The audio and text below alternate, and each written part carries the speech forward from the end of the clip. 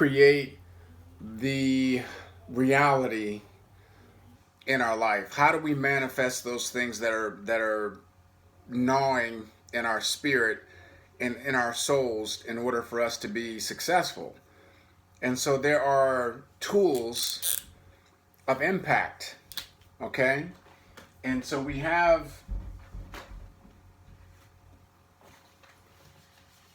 these things that shape our reality. So there's words.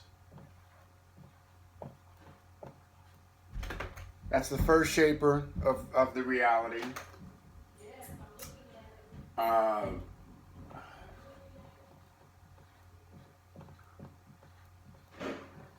Emotions. So your emotions are going to be the fuel to either move you forward, or for some people it's going to keep you stuck.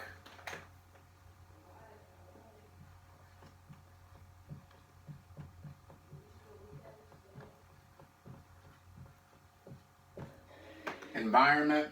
So who are you surrounding yourself with? What are the triggers that you are deliberately putting in place in order to ensure your success?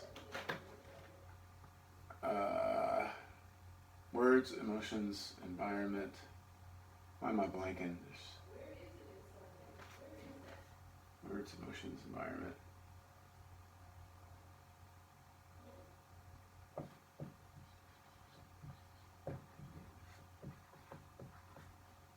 Images. Experiences. Okay.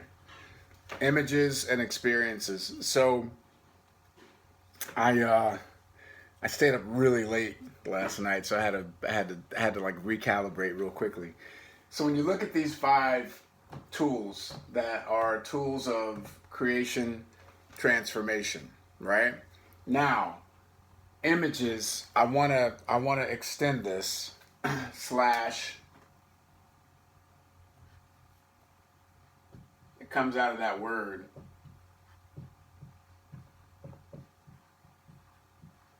imagination. Okay? Because that's really, a lot of people, they're underusing their imagination. So words. So Jennifer was just speaking about her mindset at the end of the week as she's preparing for the beginning of the next week. And she was using some specific languaging around that. So the words that you use, your self-explanatory style, really is going to dictate the energy and the tone that you set at the beginning of your day. It's going to dictate the way you communicate and connect with other people. And they're going to, in kind, respond to whatever's coming out of you, whatever's coming off of you. So many of you have had the experience where you'll talk to someone, you may be meeting someone out, you might be meeting a prospect, you might be yourself in line for an interview for a job, etc. And someone asks a very simple question, how are you? And you can tell immediately how the person answers the question. What is their self-explanatory style? What are the words that they use to describe their situation? See, there's some people who will talk about their lives from a victim standpoint. There are other people that talk about their lives from a victor standpoint. And we have to make very clear choices about the languaging. So all of you spend more time talking to who more than anybody else? Who do you talk to more than anybody else? Right. Yourself. And it's the words that you use when things are not moving the way you want them to move. It's the words that you use when things are not unfolding the way you want them to unfold. It's the words that you use when you're going through the inevitable storms of life. So what are those words? Words have power. So if you think about someone that connects with you, if they connect with you and they If you'll hear somebody say, "Hey, this person speaks from the heart." They speak from the heart. So this is an example of the power of words. Well, look at the word heart, and then if you start to break it down, hear. It's what you're hearing. So the parable, faith comes through hearing and hearing and hearing. It means that what you say repeatedly to yourself, you will eventually become. What you speak about, you bring about. What you think about, you bring about. So the words that you are utilizing are very, very important. If you break the word heart down, there's hear and then there's ear. It's what's going into your ear. Because the most important conversation that you're always going to have, first and foremost, is with yourself. So you want to continue to build and cultivate your level of self-awareness, and you got to establish those ground rules so that you start to create a steel trap, if you will, of positivity, of goodwill, of service, of leadership, of impact. The language and the words that you use all stem from and come from that particular place so that you can be incredibly effective in what it is that you want to manifest. That's number one. Number two, it'll be instantaneous if somebody comes into your space and they're speaking from a lower vibration. They're speaking from a different place in terms of their language and how they approach life. If they're a pigeon and you're an eagle, you're going to know immediately.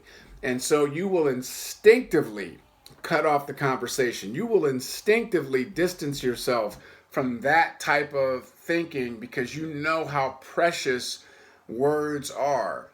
And so there's certain people in my life that they may be family members, they may be people that I've grown up with, and I love them from a distance.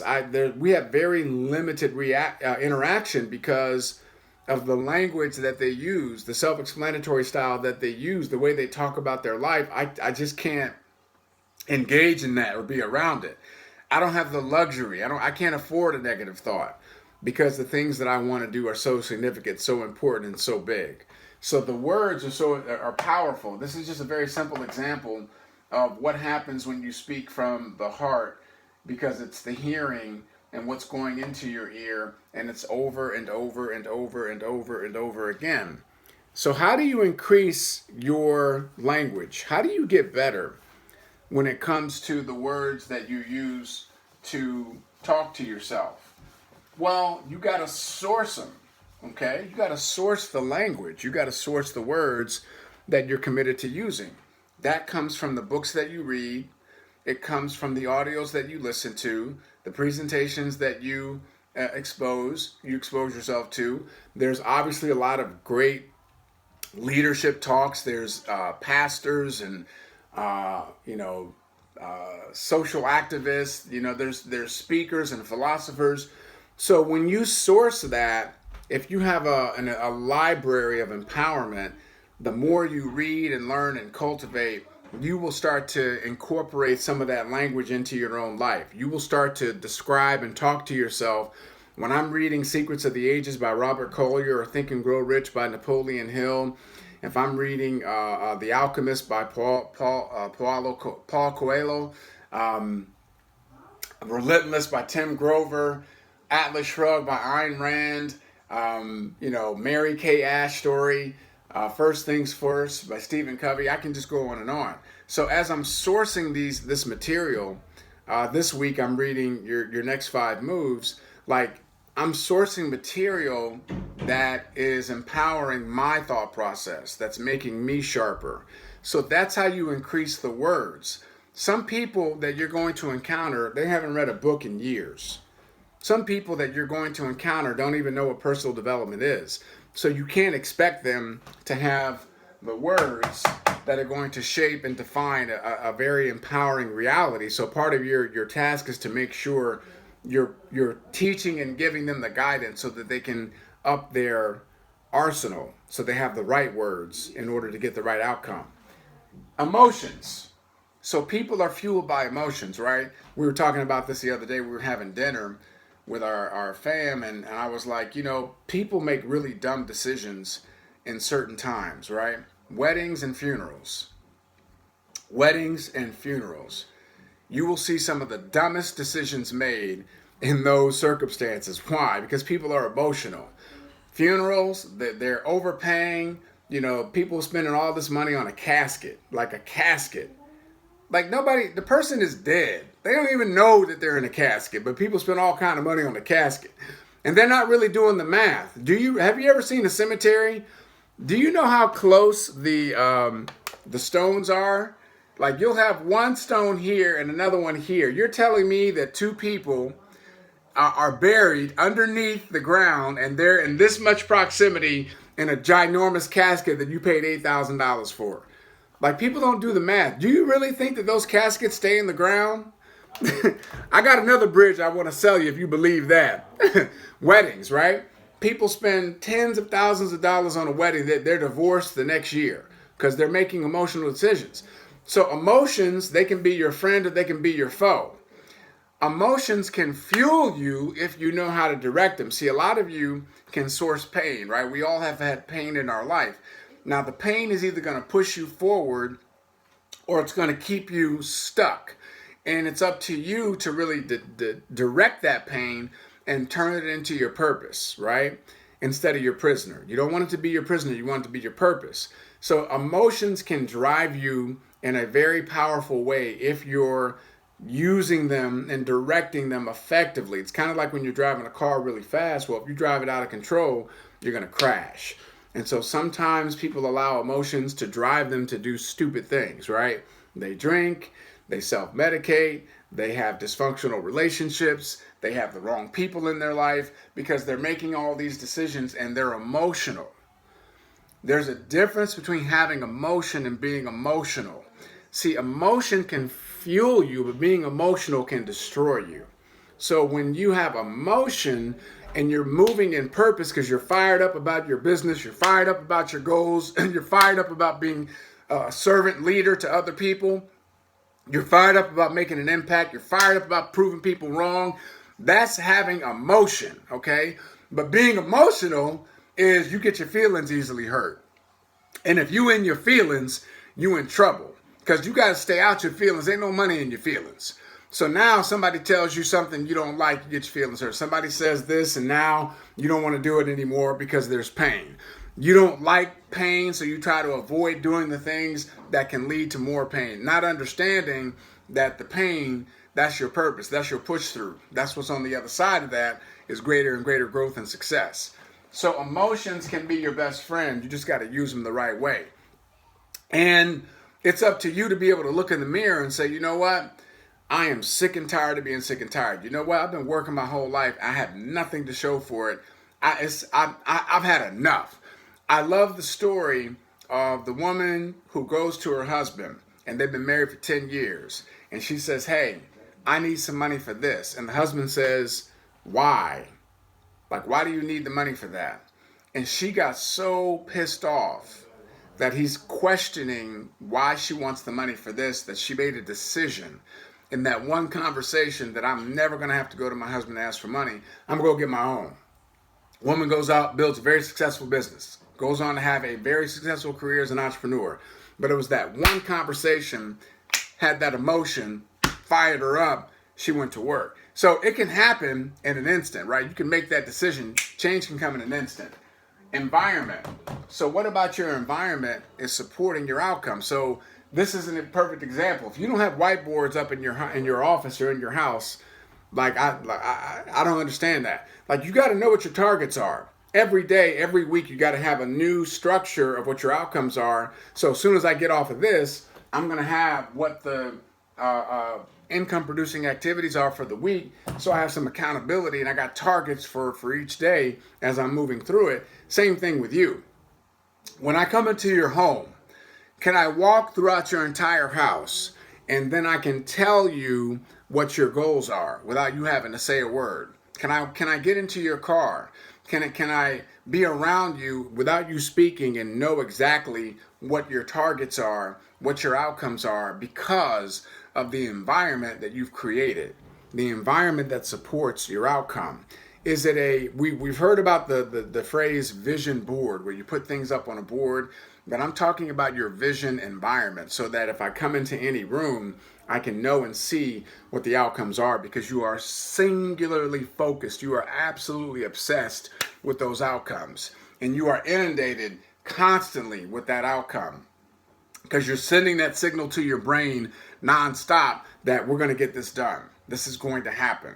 So that's the environment. Also, the people. Are you surrounding yourself with eagles or pigeons? So if you're hanging around people with no drive, no ambition, no desires, no effort, no hustle, that's going to rub off on you. People rub off on you. But if you're around high achievers, peak performers, people that are stretching for their goals and their outcomes, you will begin to level up to that. We call it the Pygmalion effect. Pygmalion effect simply states that if you put yourself in a high achieving environment, you're going to start to level up.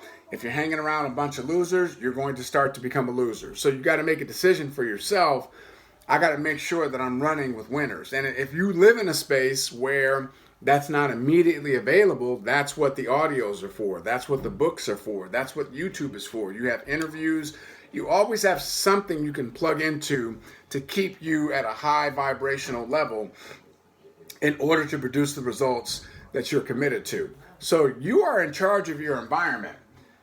Experiences, all right? And I'm gonna come to the imagination last. So experiences are situations that you can put yourself in order to know what that outcome is going to feel like. So for example, let me ask any of you, is there a, let's say anybody can answer this, who has a car that you would appreciate having to drive, that you would like to have, that you don't have it right now, but you would like to have it? Give me an example of a car.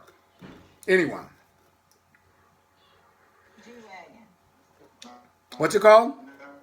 Never been into cars, but I didn't see that Lamborghini truck that recently. Got it. Lamborghini truck. Truck is nice. I'm saying I want a G-Wagon. Got it. G-Wagon, Lamborghini truck. So here's the experience, right? You go to the dealership and you can just sit in that. You can go sit in a Lamborghini truck and you can feel that. And there's something that takes place when you sit in the Lamborghini truck, because you realize that this car was created for me. Like these cars are being made for someone to drive. These cars are being made for someone to purchase. And so they're obviously having success. Why not me? And now you're in the car and you're smelling it, and it's changing because you're so much closer to the outcome, because you're actually having an experience. Okay? That's one very simple example. Same thing with the G-Wagon. Also, you could go in a nice neighborhood, and sometimes they will allow you to visit and walk through a multi-million-dollar home.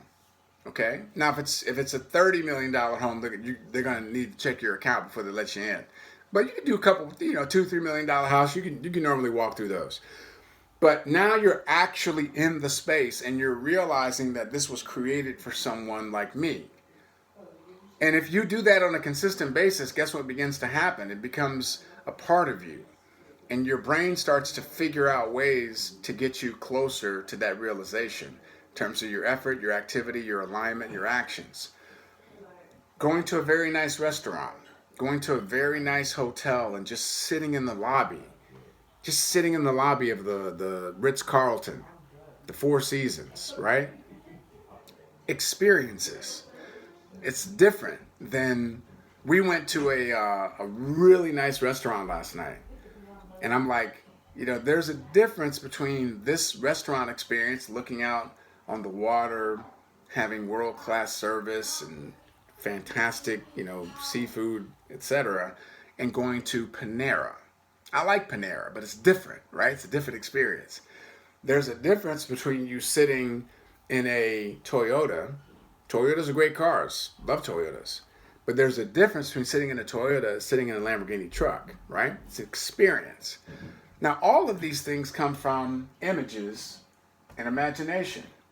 Okay? Images, imagination.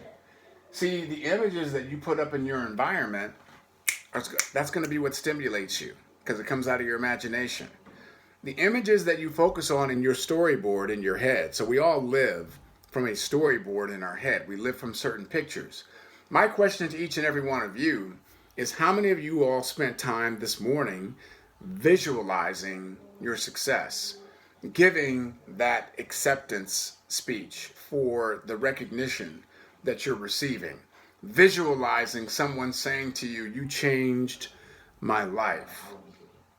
Thank you, because if it weren't for you reaching out to me and exposing me, I would not be where I am today. How many of you all actually visualized that specific interaction and conversation because you're utilizing the power of your imagination?